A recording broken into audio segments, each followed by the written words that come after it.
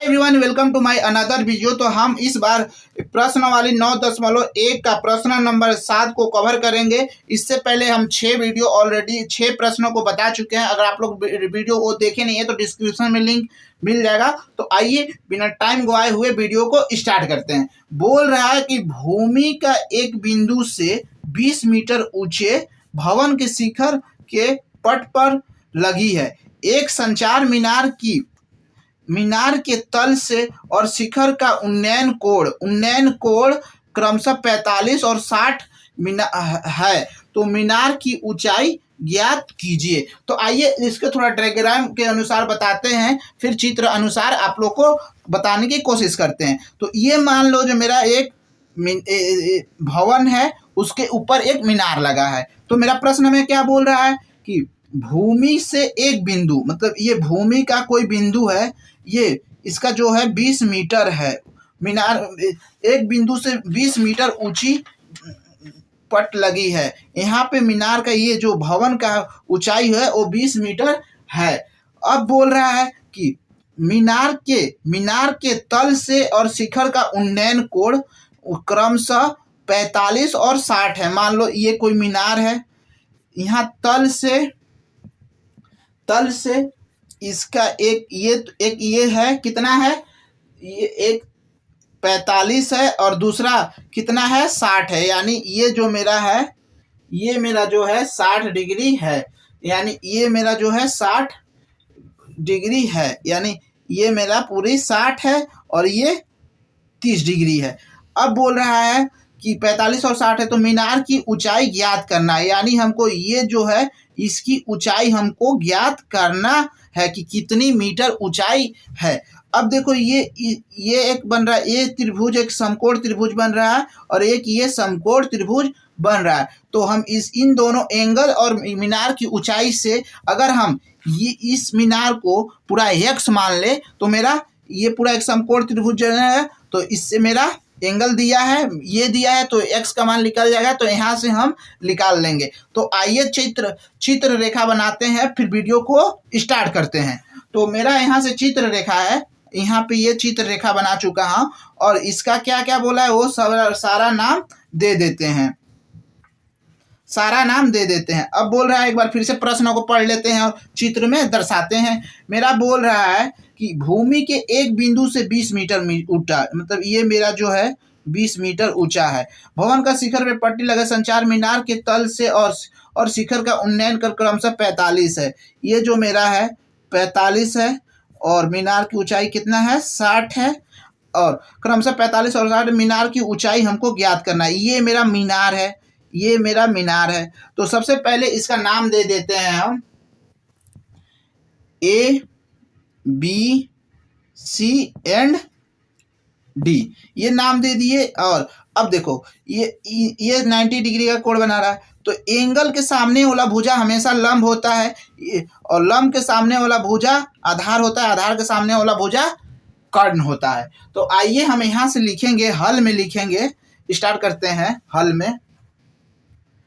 में लिखेंगे, माना कि BC यानी भवन की ऊंचाई 20 मीटर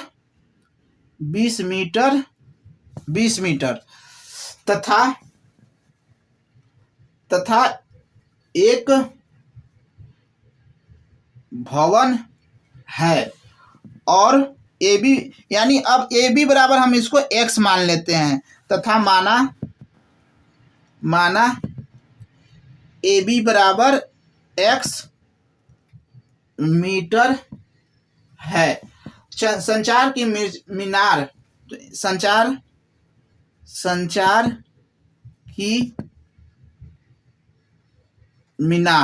ये माना ये संचार की मीनार x मीटर है।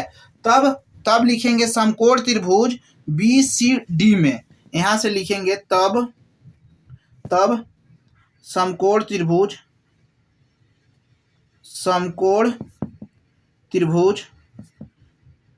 BCD में।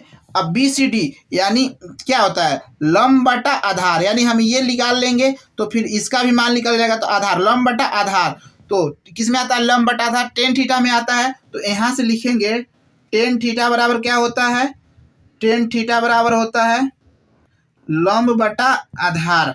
और देखो थीटा का मान कितना दिया है 45 डिग्री, तो टेन 45 और लंब कितना दिया है 20 मीटर, और हमसे आधार यानी डीसी पूछ रहा है।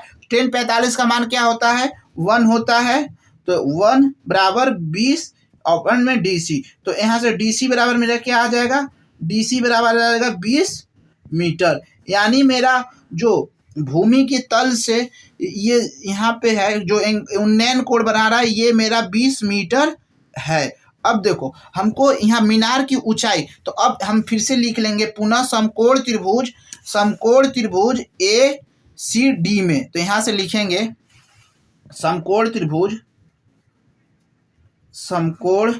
त्रिभुज ए सी डी में। अब देखो ए सी डी यानी इसमें कितना है लंब, तो इसमें देखो हमको लंब निकालना है, एक्स निकालना है, इसमें आधार भी दिया है। तो यहाँ से हम लिखेंगे टेन थीटा बराबर क्या होता है लंब बटा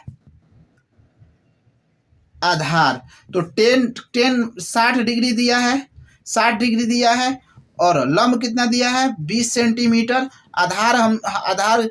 आधार कितना दिया है, लंब कितना है, लंब ये पूरा है तो x प्लस 20 होगा, तो x प्लस 20, और आधार कितना है 20 सेंटीमीटर। और टेन 60 का मान क्या होता है, टेन 60 का मान होता है अंडर रूट 3 बराबर 20 प्लस x अपॉन में 20। तो यहाँ से मेरा हो जाएगा under root 3 into 20 equal to 20 plus